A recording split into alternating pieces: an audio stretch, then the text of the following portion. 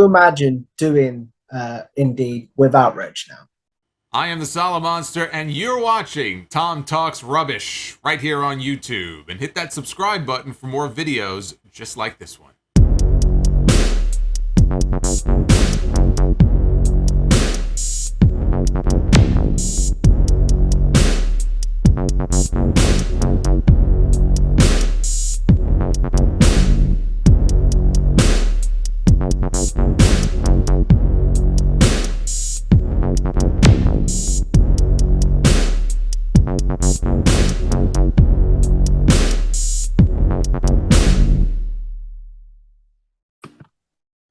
What's going on, guys? It's your boy, Tom Crush, and stand back with another interview. This time, I'm joined by Mike Hamley from bodyslam.net. So welcome to the show. Thank you very much, Tom. Thanks for having me. I've never been interviewed except for job applications before, so usually I'm trying to get guests for my show. It's really cool to be on the other side of the table. Thank you. Fair enough. So if we take this back, my friend, where do you first discover wrestling? Oh God, I'm gonna dox my age here almost kind of, but like in the early 90s, like 92, 93, when I was about 4 or 5 years old. My I don't know if my dad was so much a fan of wrestling or he'd just like watch it randomly on weeknights, just for something to do. But I Mm-hmm. started watching it with him when I was a kid. And then probably about 1990s, about 1996, like whenever the NWO invasion of WCW happened, Mm-hmm. that's like my first vivid memory of like I was following wrestling on a weekly basis as an 8-year-old. So were you a And WCW child, my friend?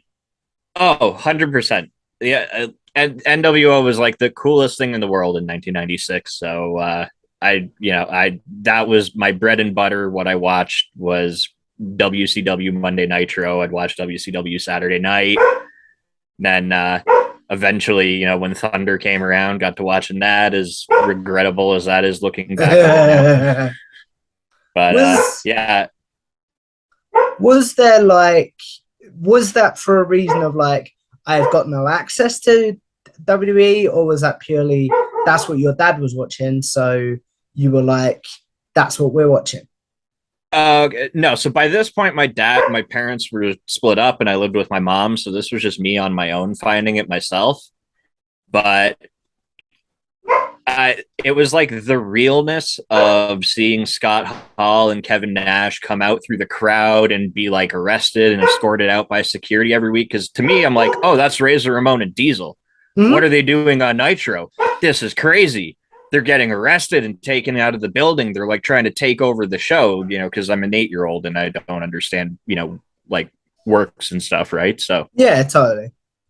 So for me, I just like that was the coolest thing to me when I was a kid, and that like captured my attention. And then I started seeing their cruiserweight division, like like the Lionheart, Chris Jericho, and Psychosis, Rey Mysterio, La Parca, Juventud Guerrera, and I was like, these guys are doing the craziest, most acrobatic insanity I've ever seen.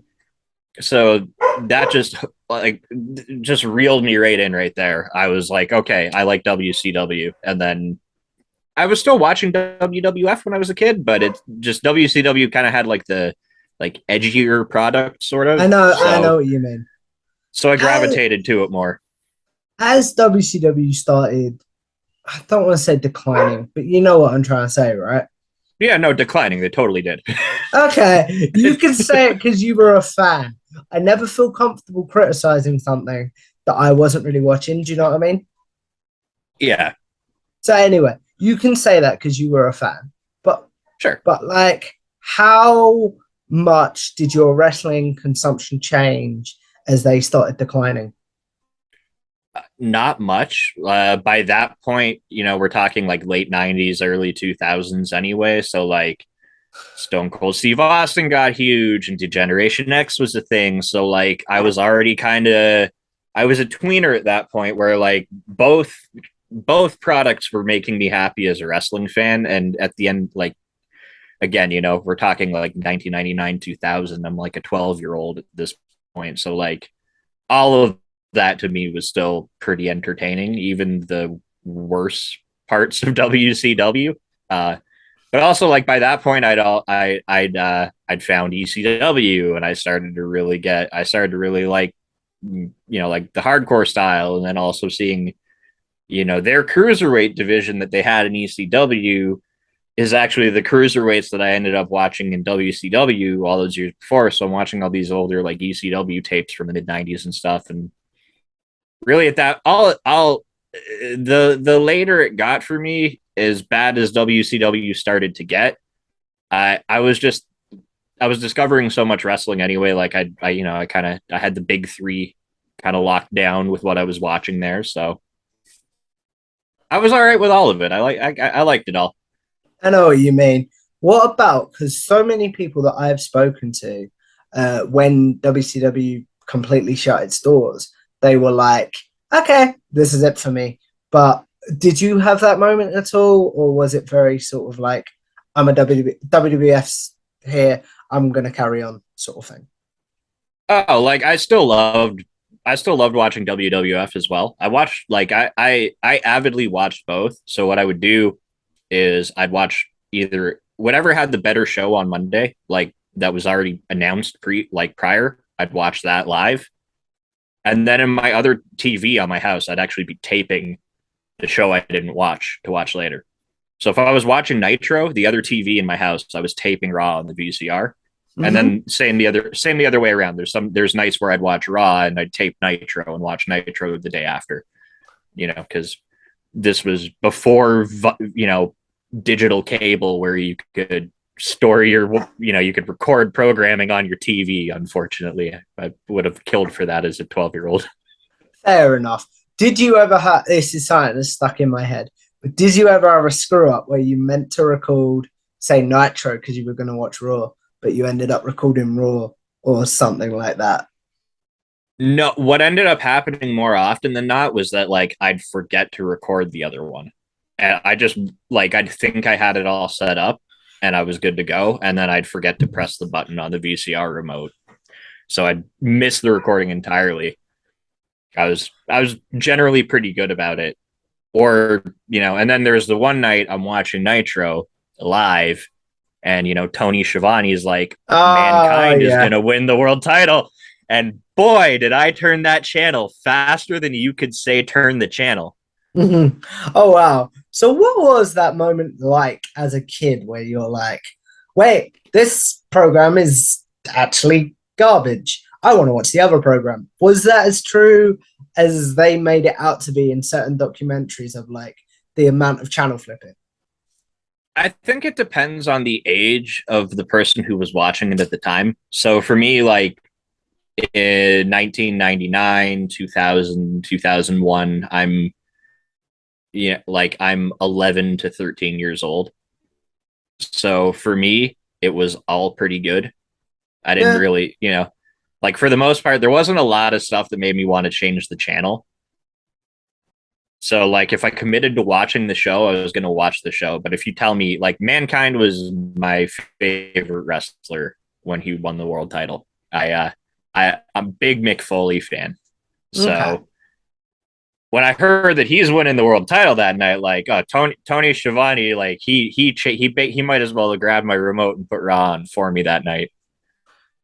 Poor Tony. That I feel so sorry for him because he gets left holding the bag with that a lot. Like, Now, doesn't he? you know what?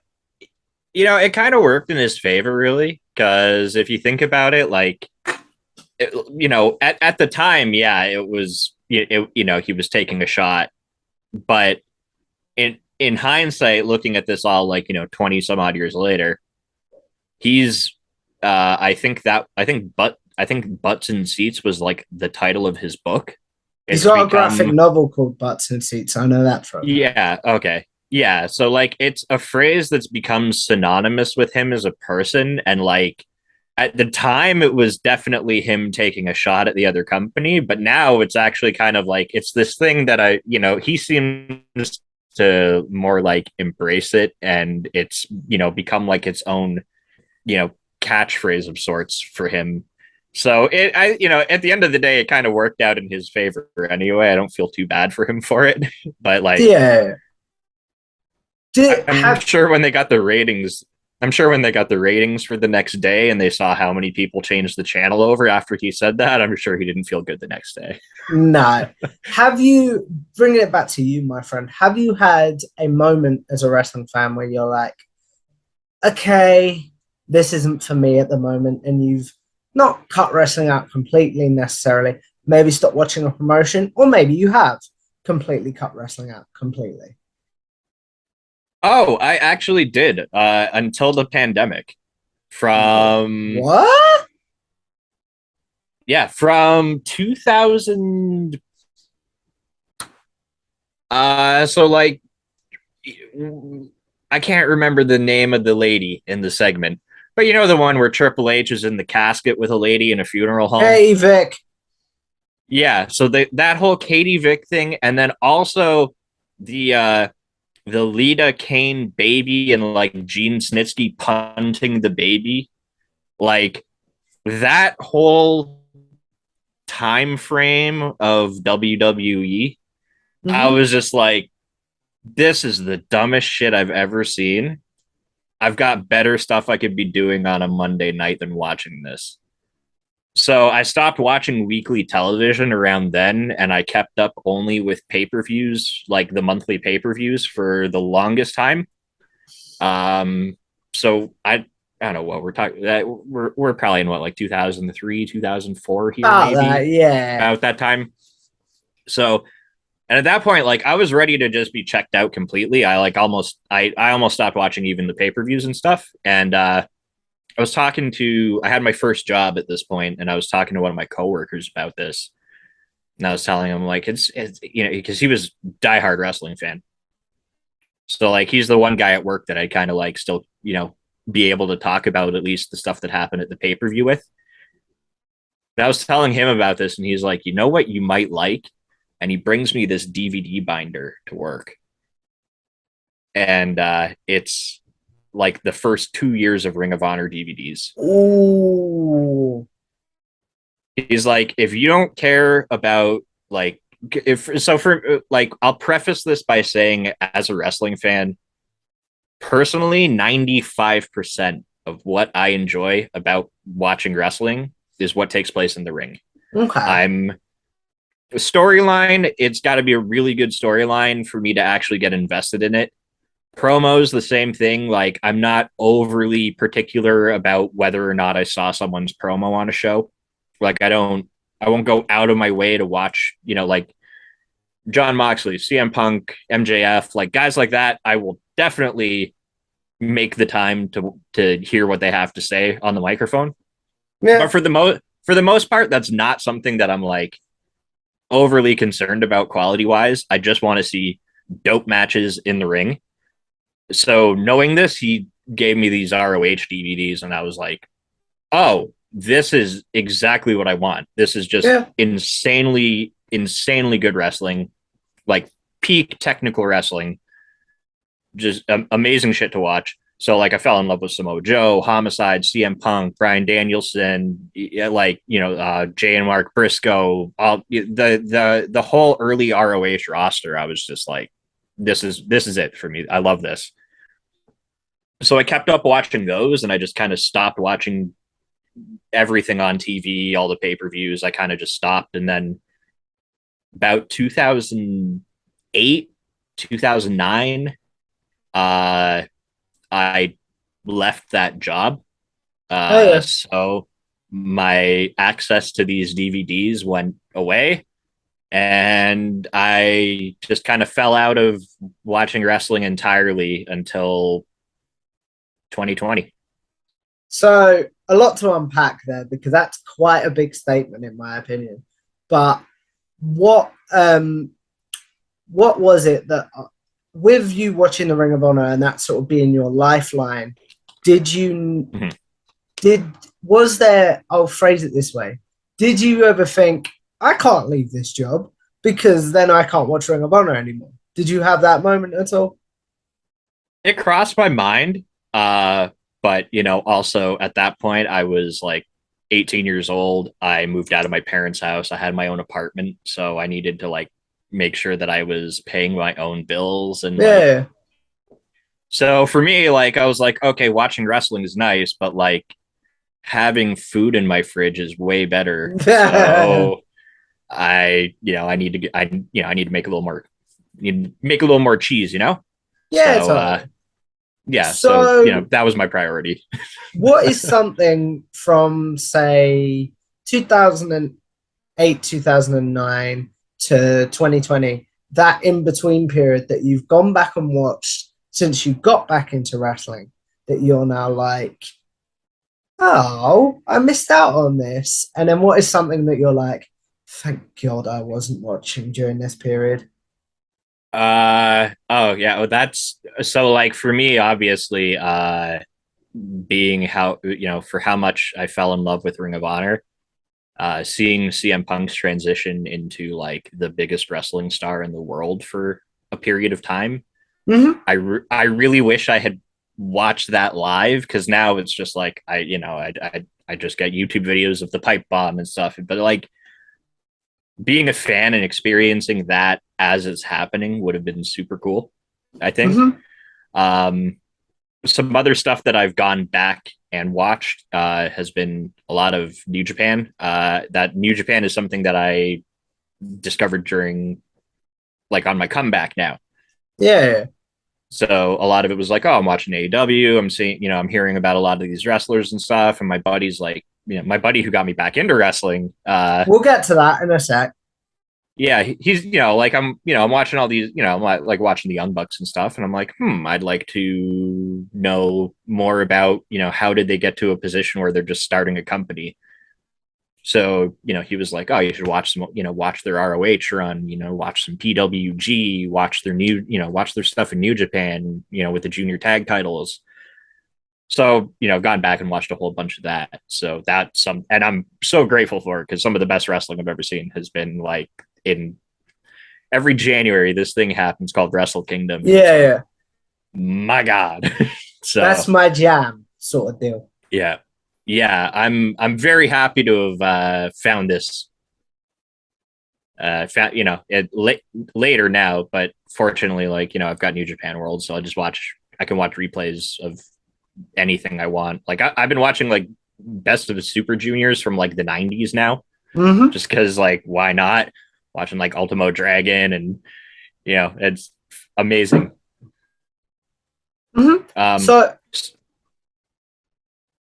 the thing I glad I missed, oh yeah. uh only because of like so you have to think for me, I my gap in what I didn't see was I missed the Shield. Oh yeah. I never saw that, and I never saw Stardust. Oh yeah. So then when I start watching wrestling again, I'm like I'm watching the beginning, the first year of AEW. So John Moxley to me like is the most badass dude on the planet, and then someone starts telling me about the plant Oh and his no.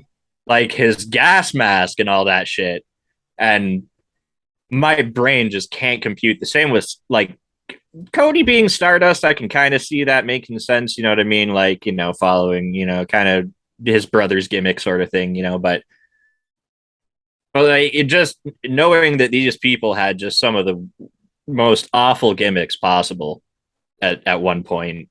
Like, for me, there's no way I can imagine John Moxley as the plant guy with a gas mask. I can't now. It's so weird. And I was watching Yeah. during that time. Yeah. I'll see videos of it now, like, like the on YouTube and stuff. I'm just like, I can't believe this was that happened. Mm. Like this man should just be mauling people. That's all. Yeah. So in 2020, how does your buddy get you back into wrestling? So I play video games quite regularly in a Discord server with all like my close personal friends, Hmm. and a couple nights a week My one buddy and another friend of ours would be talking about wrestling, and he'd be like streaming it into Discord, and the two of them would be watching it, and then I'd just be playing a game because it wasn't really, I was like, yeah, I used to watch that shit when I was a kid, blah blah blah. And then yeah, like one day I was just like, man, they sound like they're having such a good time watching this. I used to watch it. What's the harm in just turning it on? Mm-hmm. So I guess it would be like 2021 was actually when I no wait. Was this no audience error or audience error?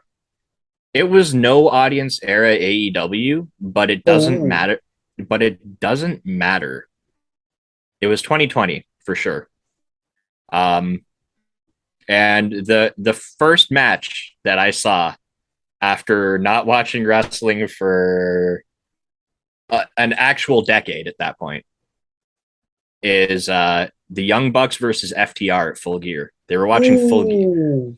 They were watching Full Gear, and I was like, okay, I'll pop it on. Why not? So I opened up the stream, and the first match I see is the Young Bucks versus FTR one. And right there, I'm just like, in my brain, I'm just like, this is like those ROH DVDs I used to watch like in 2005 and 6. Like, this is the style of wrestling. It's that, like, it's that athletic, agile, modern indie style on the Young Bucks side. Then like Cash and Dax still very much, like it's like watching the Four Horsemen in the 90s WCW for me almost. Mm-hmm. It was literally like the two eras of wrestling that I enjoyed the most in my life, just smashing together into one match, and they blended it so perfectly that like I tuned in, saw that, kept the stream open for the rest of the night, watched the entire pay-per-view. And then like my first question when it was over, I'm like, when is their TV show on? And he's like, Wednesday nights. And I have not missed an episode of Dynamite, Rampage, AEW pay-per-view since then. And then from there also like the curiosity of wanting to know, where did all these independent wrestlers, or like where did all these wrestlers who were in AEW, who were they before they were there? Is that where your love of indie wrestling comes from and indie comes from? Absolutely. I started like, I wanted to know who Orange Cassidy was. I wanted to know who John Silver and Alex Reynolds were. I wanted to know, like Dark Order, basically. I wanted to know who all those guys were. I wanted to know the Elite. I wanted to know, Orange Cassidy, Trent, like, Chuck Taylor, best friends. I wanted to find out who all these people were. And like, lo and behold, there's this company in Southern California called Pro Wrestling Guerrilla. And yeah, so I end up falling down a rabbit hole of watching all this old PWG. I've spent so much money watching old PWG. Oh, no. It's insane. But some of the best shows like some of the best wrestling shows top to bottom I've ever seen in my life. Like the 2017 Battle of Los Angeles is like the second day is maybe my favorite wrestling show ever. So then, yeah, like just from watching, wanting to learn more, I exposed myself to like the current indie scene. And at the time, not everything, a lot of stuff hadn't booted back up yet because of the pandemic. Yeah. So it was literally just like, oh, I've got so much time right now to just watch all these replays of everything. And now that everything's back, I'm like, I'm watching wrestling 7 days a week practically. Oh no. No, oh no, I love it. Like Wednesday and Friday I watch AEW. Monday I watch Uncharted Territory on IWTV. Thursday nights I watch Wrestling Open on IWTV. Saturday and Sunday there's always insane indie shows happening. Otherwise there will be a pay-per-view. I somehow have to try to find time in all of this to even like, catch up with New Japan. Yeah. So like I'm watching like the better reviewed matches out of the G1 this year. I watched the entire Best of the Super Junior.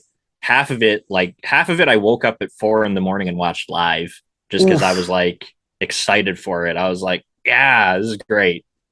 So it's been It's it it's been sounds like you're having a great time at the moment. Have you put anything in place to be like, in case you start not enjoying wrestling again or getting burned out because of your line of work? I worried about that at first, and then I realized that like my line of work involves me talking about something that I actively love watching anyway. Mm-hmm. And if I wasn't talking about independent wrestling on a podcast every week, I'd just be talking about it on Twitter anyway. I'd be talking about it in Discord with my friends anyway. So it's work, but it's not work because it's something I'd be doing with or without the platform of Body Slam to, host my podcast for me. You talked about platform of Body Slam there. How do you connect with Cassidy Haynes and people like that? Okay. Oh, like how did I get there? Yeah, how did you get to Body Slam, basically?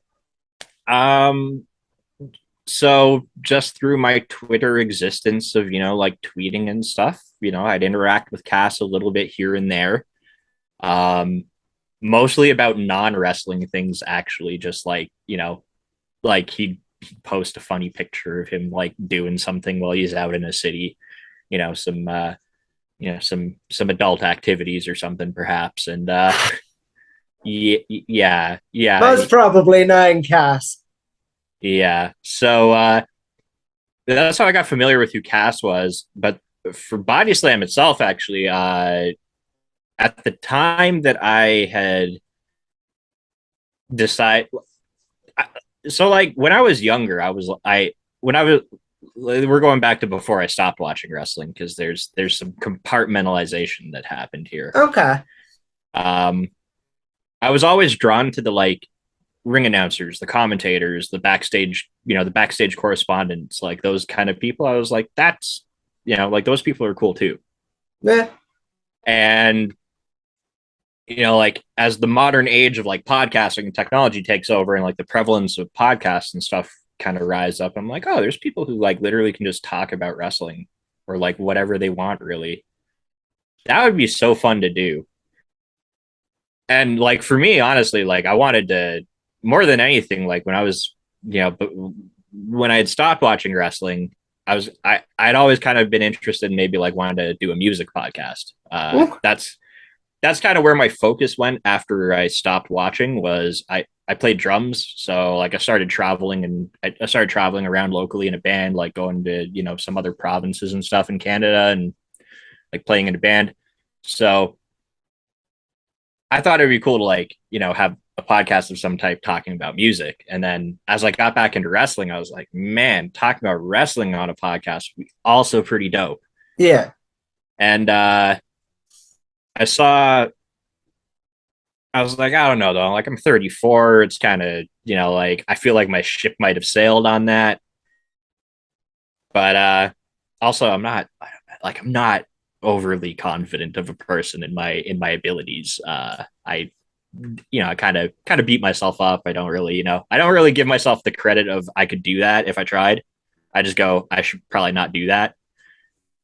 And I saw this girl named Jay Shell. She was 17 at the time, and she was like, tweeting about like doing, that working for Body Slam, doing these podcasts and stuff. I was like, man, if there's like if there's like on the flip for me on my side of it, I'm like I'm probably too old for this shit, and on her side, there's probably a bunch of people telling her you're probably way too young for this shit, but Yeah. she's doing it anyway. And I was like, that's something where I should try to adopt that. Like, if I want to do it, I should try it mindset. That mentality almost. Yeah. So I saw, so she actually put a tweet out. She was recruiting for some people for Body Slam. So, I kind of reached out to her, and originally it started with me just, I was doing Dynamite and Rampage and like AEW pay per view live results coverage on the website, Yeah. just in text. And then I got asked if I would be willing to do a post show for a GCW show because I follow them quite regular. Like, I'm big. I'm a GCW fan, so I keep on top of their happenings and watch their shows. So I got asked if I'd want to do a post show for one of the GCW pay per views, and I decided, yeah, that sounds like a good idea. I could kind of step out of my comfort zone and try that, and I fell in love with doing it. I like as from that first podcast, I was like, oh, this is so fun. I'm literally just talking about wrestling with some homies, but we're broadcasting our conversation to whoever's watching on the internet. Mm-hmm.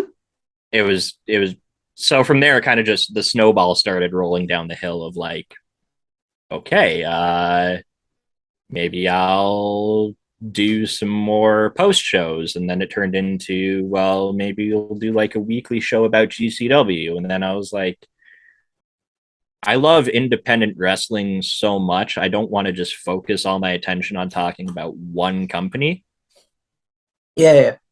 So that's how like I was literally just like I was in the shower one day just thinking of like different content ideas I could come up with, and that's where Indeed came to me was while I was washing my hair. And Fair then enough. yeah, and then like so I pitched that to Cassidy, and he was like, absolutely go for it. And then like next thing I know, like Reg wants to come aboard and be on the show, and I'm like, you want to be on a show with me? Did you know who You? Reg was at the time? Yeah. Oh yeah, no, like I was familiar. Like I watch Grapsody every week. It's what haven't I've said numerous times publicly, but Grapsody is my favorite podcast. Period. Not just Yeah, wrestling yeah. podcast, but like podcast. It's up there for me. I love it. It's like it's must see TV for me just as much as watching like Dynamite and Rampage are. Mm-hmm. Like on a Wednesday and Friday, I have an alarm set on my phone for Saturdays for 11:45 to let me know the Grapsody starts in 15 minutes and to get ready. So I had Reg on as a guest to interview Baron Black about Baron Black from AEW fame. He owns a company called Battle Slam, and Yeah. so they did their inaugural show, and I was having Baron Black on, and I thought it'd be cool because him and Reg have like an existing relationship as well. It was it was going to be like my first solo interview, so I was like, well, maybe I'll just see if Reg wants to do it Let's too, have a just little because bit then of that backup way, sort of thing. exactly that way, like if I'm tanking, at least I can rely on their familiarity with each other to like kind of carry the conversation, and then yeah, Reg and I just hit it off, and next thing I know, he wanted to be a part of Indeed, and I'd be an idiot to say no to that. Did he So pitch, just to clarify for the viewers, did he pitch coming on to you or did you pitch it to him? I invited, like I told him I'd be happy to have him back as like a guest, more often. And then just like through conversation, it kind of just organically became like he was like, what if I did Indeed with, like full time, like permanent co-host? What was your And reaction when he said that? I'm pretty sure it's like a capital, like all caps, hell yeah, or Mm. something like that. Like easiest thing to say yes to ever. Mm-hmm. So, at that point, I was just like, yeah, absolutely. Like, plus, Could again, having a co-host in general is like a safety net like almost, isn't it? it's a lot easier for me to like discuss things in a conversation format than it is for me to just be like Mr. News Anchor man, kind of just like holding it down on my own anyway. Mm-hmm. So I already wanted to eventually get a permanent co-host, but like for it to be somebody that I already respect so much was just Yeah. like that. I couldn't have asked for a better set of circumstances and like cosmic alignment of happenings for this to have taken place. Could you imagine doing Indeed without Reg now? I'd probably have the show probably be done already. I don't have like I don't have the ability to want to sit and talk on my own like that. For like, it's hard to motivate myself to do it alone. Yeah. Is it, but like knowing that I got to do this every week because Reg also is expecting, like we're going to do a show out, we're going to do a show every week. And, for me, I have some, I have a long-term back injury and, nerve damage as a result of it in my legs. So Yeah. it's a struggle for me to get out of that bed there and into this chair. But like knowing that there's, people kind of like there's other people who Is it sort of are allowing me to an do that, it accountability makes factor? it's an accountability factor, and it's also like a motivational of like Yeah. I'm like like someone's doing this on a weekly basis. So for me to not do it, I'm also, kind of leaving someone else's time in limbo. And then also, like, I, I feel like I'm also doing like an injustice to my coverage itself anyway. It's important to me to have this show to talk about independent wrestling because there's so much of it happening right now that's just phenomenal, and it Hmm. deserves a platform to be spoken about. Whether five people watch 5,000, it doesn't matter. It's that somebody should be talking about this stuff that's happening, and I've taken it upon myself to want. So I feel like I'm discrediting of, like, whatever. I'll take a week off. It has that got to the point though where you're like almost putting too much pressure on yourself with your injury and stuff, where it's like I can't take a week off even if I can't move. Do you know what I mean? No, I've had to like we've had an up and down schedule over the last couple weeks because you know between my back and then also I had like some major dental work done a couple weeks ago. So like last week I I thought I'd be recovered enough to be able to talk for the show on Thursday last week. I woke up Thursday morning. I had to go to my dentist. I found out I had an infection that had developed, Ugh. so I could hardly talk. So Hmm. it is what it is. It is what it is. Life happens, like I'm I it's it's not a secret that I have an injury. I talk about it quite regularly. Hmm. Um so if I miss a week, what it is, but like it's more like for me, it's more mental health side of sometimes I just won't want to get out of bed and do the thing. I might be Yeah. having a day where I might be having a day where I'm in a little bit of pain and I could still do it, but my brain will be like, but like just don't. Yeah, totally. So it's kind of like meeting myself and giving myself the kick in the ass to like if I'm capable, like if I'm feeling healthy and I'm feeling capable of doing it, then do it. Like there's I shouldn't be holding myself back in that regard. Yeah, yeah. So as we look at wrapping this up, because I do want to be respectful of your time, we're gonna before we go into a Oh, quick segment called generic questions, I do want to put you over for a second because those of you that have maybe seen my recent videos will see I now have a very nice updated logo and a very nice you'll know the technical term, Mike, because I'm no good with technical terms, but you'll know what I'm trying to say. Is it overlay? overlay, yeah, for your videos. Yeah. Yeah. I was like, so for Yeah. those people that don't know, you create the overlays for Body Slam, right? So I'm actually my official title is media manager at bodyslam.net. Okay. So I create the over I do our show overlays, I make show graphics, I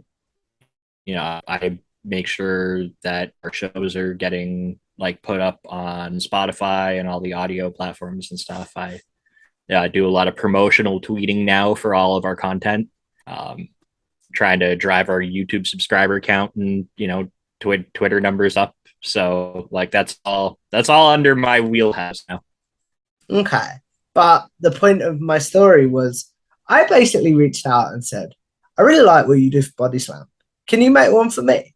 And out of the goodness of your heart, you were like, yeah, I can do that. Like, of course. Mhm.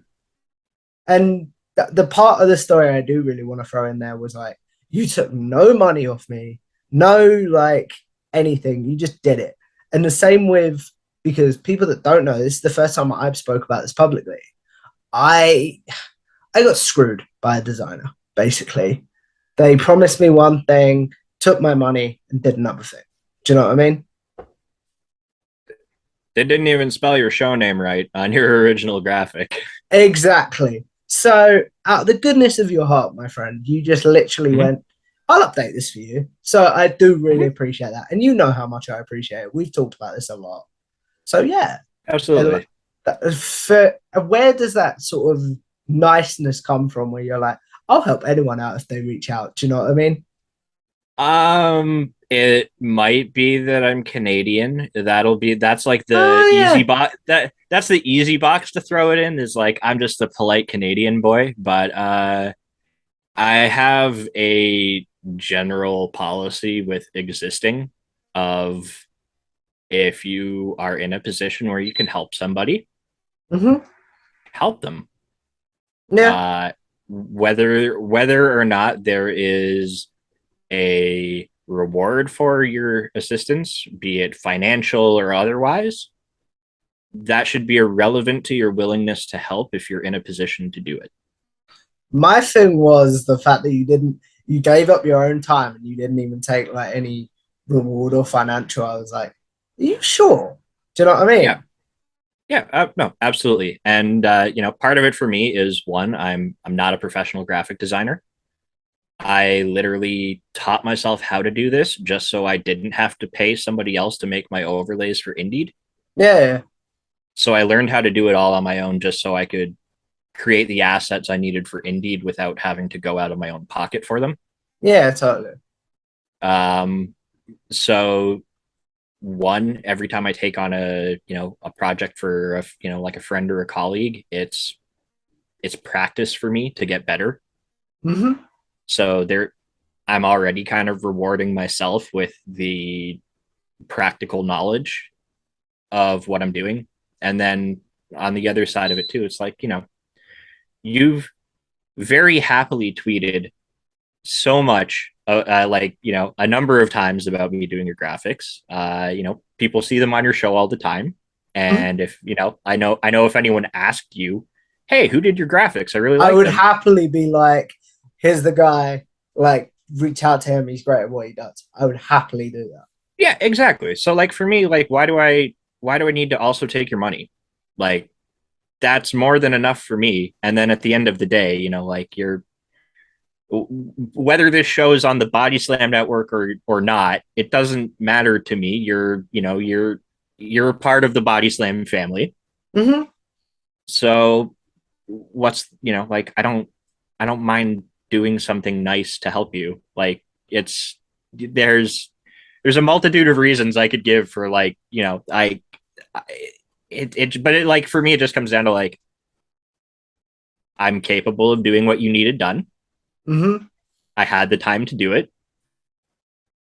So that's all I need right there. That answers like that's I I had really the like them. It's given my videos that more professional look rather than just this black zoom thing all the time. Do you know what I mean?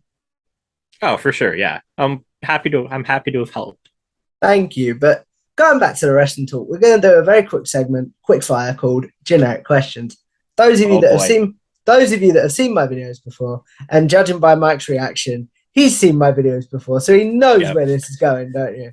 We're going to ask you we're going to ask you your favorite match of all time, favorite pay per view of all time, favorite tag team of all time, favorite superstar of all time, and favorite theme song of all time. So, what's your favorite match of all time? Oh shit, this one changes probably more than anything because every time I see a super dope match, it's like I'm like, oh, that's got to be it. Um, Favorite match of all time, Hmm. the No Mercy ladder match, the first one. Is that the one? Is that with all three tag teams, or is that with That the Hardy was that Boys was and that the? that was just Hardy Boys and Edge and Christian. Ah, yeah, That's yeah, where the yeah. services of Terry Reynolds was on the line, if I remember correctly. I haven't, and it's crazy because like I haven't watched it in forever, but like that match happened 23 years ago, and I can still replay a highlight reel of it in my head. Hmm. And yeah, that one just like it changed everything for me in terms of like this is what I want, this is what I want to see, this is what I like, and that whole just insane over the top style is exactly what I still enjoy watching today. So it makes sense. Hmm. And then what about favorite pay per view of all time? Favorite paper Full Gear 2020. It brought me back. Fair enough. Favorite tag team of all time? Mm, this is a tough one. This is a tough one. There might be some recency bias to this, but like the Young Bucks, I've watched so many of their matches over the last like that they've had over the last decade, like 12 years now. I've been watching a lot of like 2010 to 12 era PWG, especially lately. I'm fully convinced those two men could have a just a fantastic match with a couple of wrestling like stuffed wrestling buddies, and they'd find a way to make it like a 4.5 star match. Fair enough. Well, if I asked you on that question on a different day and you flipped a coin, would FTR be your favorite tag team? No, it'd be the Hardy Boys, but that probably makes more sense why the Young Bucks are like because the Hardy Boy, like you know, what I mean, like the Hardy Boys and the Young Bucks are basically just like two generations of the Yeah, same team practically.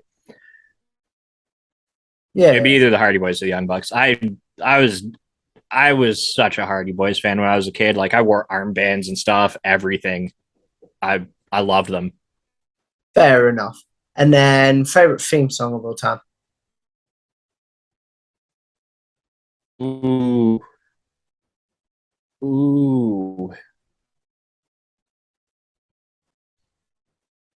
Um. Okay. This I've ah. So the one I would have said has been tainted for me because he's such an awful human being. But when I know. the Finger 11 version of Kane's theme, Oh, not where I thought we were going with this. I thought you were going to say the, Hogan. I'm not the going to lie. no, I was never much of a Hogan fan, honestly. Like when I was like 4 or 5 years old, I was like, oh, Hulk Hogan, but like that's just because like it's the only famous wrestling person that anyone really knew if they weren't a fan. But then like no, but when I was actually actively watching wrestling, like I was not really. Oh yay, it's the Hogan match. Like I don't get Yeah. excited for him, but the Finger 11, the Finger 11s they did for Kane probably would still be, but Jacobs himself ruined that for me because I like anything that associated with him. I'm just like, nope. Um, so probably honestly, this is one of my favorite bands is God's Hate, and Okay. their vocalist is in fact Brody King of House of Yeah. Black. Yeah. And when he wrestles singles matches, his theme song is "Be Harder" by God's Hate. Yeah. So that's just one of my favorite songs. Period. So the fact that I get to hear it on TV all the time now, I'm just like, yeah, that's the one. Fair enough. And then as we wrap this up, favorite superstar of all, or wrestler of all time?